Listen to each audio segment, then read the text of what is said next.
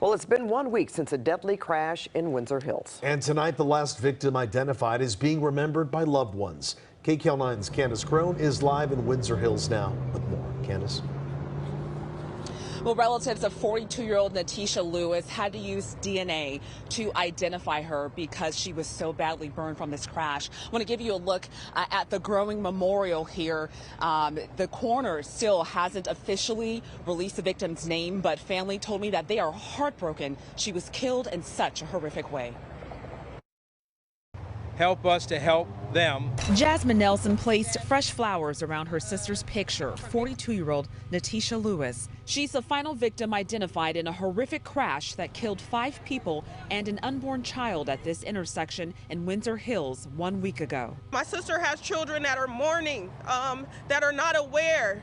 And it's just so tragic. It's kind of unbelievable to even be having this conversation. My family is broken. We are grieving. The loving mother of 6 was headed to the mall with her friend, 38-year-old Lynette Noble, who was driving when a speeding Mercedes-Benz slammed into their vehicle and others at the intersection of La Brea and Slauson. The 2 friends died in the fiery crash. My only sister was the only sister that could not be identified like everybody else. That's why we here so late, because my sister was a Jane Doe because of what the actions Nicole Linton took. And we do want justice for our sister.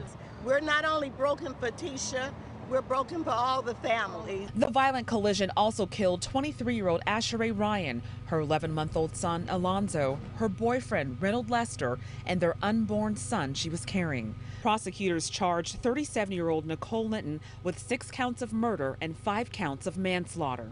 Authorities say the traveling nurse was going 90 miles an hour when she blew through a red light, hitting several cars.